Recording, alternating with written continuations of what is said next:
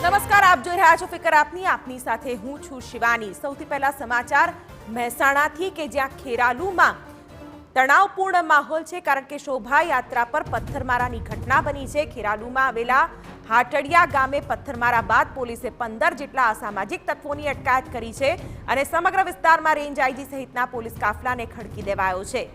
મહત્વનું છે કે કેટલાક લોકોએ શ્રીરામની શોભાયાત્રા પર પથ્થરમારો કર્યો, જ્યારે શોભાયાત્રા બેલીમવાસ વિસ્તારમાં મસ્જિદ પાસે પહોંચી તે દરમિયાન ડીજે બાબતે મામલો બીચક્યો હતો। ત્યારબાદ ધાબા ઉપરથી મહિલાઓ અને પુરુષોએ રેલી ઉપર પથ્થરમારો કર્યો, જે બાદ પોલીસે 3 ટીયર ગેસના સેલ છોડીને મામલો શાંત કર્યો।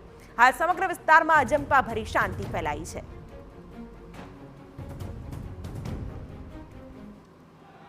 જે લોકો મિસક્રિયન્ટ્સ હતા આ બાબતે પણ અમુક લોકોને જે છે કે રાઉન્ડ અપ કરવામાં આવ્યા છે।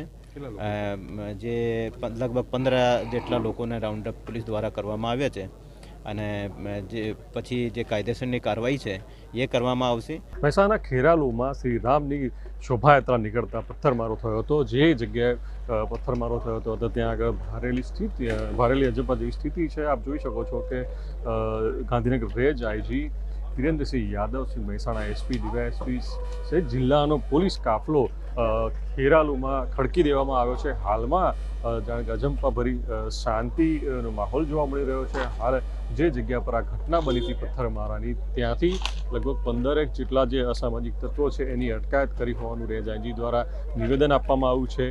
3 જેટલા ટીયર ગેસ છોડવાની આ ઘટના દરમિયાન ફરજ પડી હોવાનું પણ રેન્જ આઈજી દ્વારા નિવેદન આપવામાં આવ્યું છે। હાલમાં ખેરાલુમાં શાંતિનો માહોલ છે અને સમગ્ર વિસ્તારમાં ખેરાલુમાં શાંતિનો માહોલ જળવાઈ રહે તેના માટે રેન્જ આઈજી સહિત એસપી અને ડીવાયએસપી સહિત જિલ્લાનો પોલીસ કાફલો ખડે પગે અત્યારે તૈનાત છે। મહેસાણાથી મનીષ મિસ્ત્રી, TV9।